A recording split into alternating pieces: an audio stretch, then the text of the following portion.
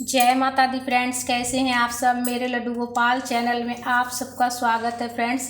आज मैं आप सबको दुर्गा सप्तशती सुनाने वाली हूँ सरल हिंदी भाषा में फ्रेंड्स, जिसे सुनने से माता रानी प्रसन्न होती है और सभी मनोकामना पूरी होती है फ्रेंड्स। घर में सुख समृद्धि आती है। तो 9वां अध्याय में आप सबको सुनाने वाली हूँ फ्रेंड्स। 9वां अध्याय निशुंभ का वध। तो हाथ में पुष्प लेकर हम पढ़ेंगे। राजा ने कहा, ऋषिराज, आपने रक्तबीज के वध से संबंध रखने वाला वृत्तांत मुझे सुनाया। अब मैं रक्तबीज के मरने के पश्चात क्रोध में भरे हुए शुंभ व निशुंभ ने जो कर्म किया वह सुनना चाहता हूँ। महर्षि मेधा ने कहा, रक्तबीज के मारे जाने पर शुंभ और निशुंभ को बड़ा क्रोध आया और अपनी बहुत बड़ी सेना का इस प्रकार सर्वनाश होते देखकर निशुंभ देवी पर आक्रमण करने के लिए दौड़ा। उसके साथ बहुत से बड़े बड़े असुर देवी को मारने के वास्ते दौड़े और महापराक्रमी शुंभ अपनी सेना सहित चंडिका को मारने के लिए बढ़ा। फिर शुंभ और निशुंभ का देवी से घोर युद्ध होने लगा। वह दोनों असुर इस प्रकार देवी पर बाण फेंकने लगे जैसे मेघों से वर्षा हो रही हो। उन दोनों के चलाए हुए बाणों को देवी ने अपने बाणों से काट डाला और अपने शस्त्रों की वर्षा से उन दोनों दैत्यों को भीषण चोट पहुंचाई। निशुंभ ने तीक्ष्ण तलवार और चमकती हुई ढाल लेकर देवी के सिर पर आक्रमण किया। अपने वाहन को चोट पहुंची हुई देखकर देवी ने अपने क्षुरप्रह नामक वाहन से निशुंभ की तलवार वो ढाल दोनों ही काट डाला। तलवार और ढाल कट जाने पर निशुंभ ने देवी पर शक्ति से प्रहार किया।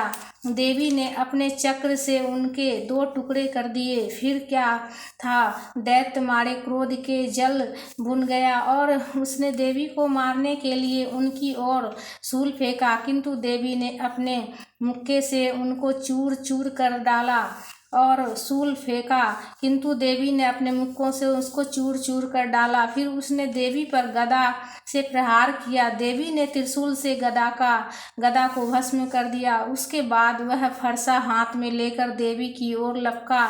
देवी ने अपने तीखे बाणों से उसे धरती पर सुला दिया। अपने पराक्रमी भाई निशुंभ के इस प्रकार से मरने पर शुंभ क्रोध में भरकर देवी को मारने के लिए दौड़ा। वह रथ में बैठा हुआ उत्तम आयुधों से सुशोभित अपनी 8 बड़ी बड़ी भुजाओं से सारे आकाश को ढके हुआ था। शुंभ को आते हुए देखकर देवी ने अपना शंख बजाया और धनुष की टंकार का भी अत्यंत सुसह शब्द किया। साथ ही अपने घंटे के शब्द से संपूर्ण दिशाओं को व्याप्त कर दिया। इसके पश्चात देवी के सिंह ने भी अपने दहाड़ से आकाश, पृथ्वी और 10 दिशा को पूरित कर दिया। तदंतर आकाश में उछलकर काली ने अपने दोनों हाथों को पृथ्वी पर पटका।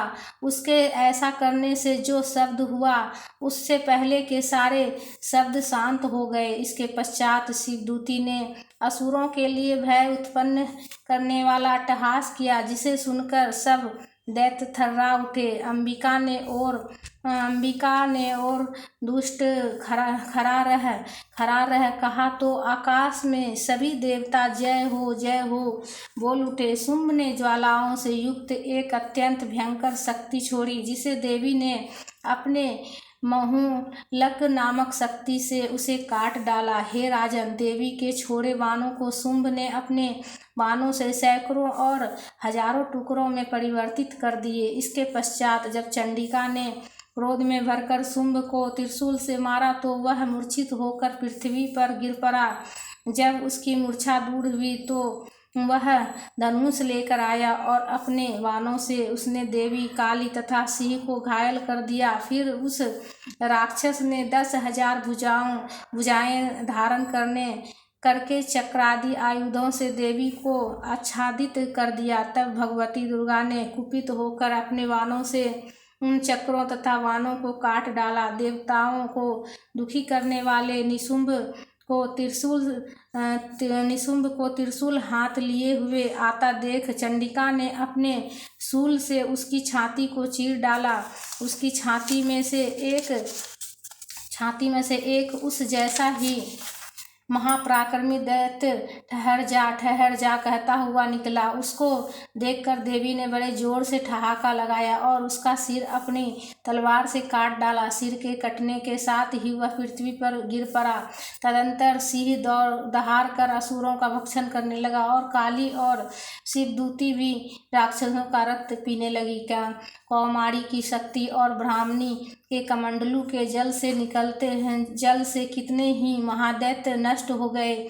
अनेक दैत्य महेश्वरी के त्रिशूल से विदीर्ण होकर और हजारों दैत्य बाराही के प्रहारों से छिन्न भिन्न होकर धराशाही हो गए। वैष्णवी ने अपने चक्र से बड़े बड़े महापराक्रमियों को यमलोक भेज दिया और ऐन्द्री ने भी कितने ही महाबली राक्षस टुकड़े टुकड़े कर दिए। लाखों दैत्य मारे गए, अनेक भाग गए और कितने ही काली शिवदूती और सिंह ने भक्षण कर लिए। इति निशुंभ वध नामक 9वां अध्याय समाप्तम। बोलो माता रानी की जय। हे माँ, अगर पढ़ने में कुछ भी गलती हो गया हो माँ तो क्षमा करना माँ, और अपनी कृपा बनाए रखना माँ। तो फ्रेंड्स, वीडियो में लाइक ज़रूर कीजिएगा और हमारे चैनल पर अगर नए हैं तो सब्सक्राइब ज़रूर कर लीजिएगा फ्रेंड्स। और कमेंट में जय माता दी का जयकारा लगाइएगा। जय माता दी, प्रेम से बोलिए जय माता दी।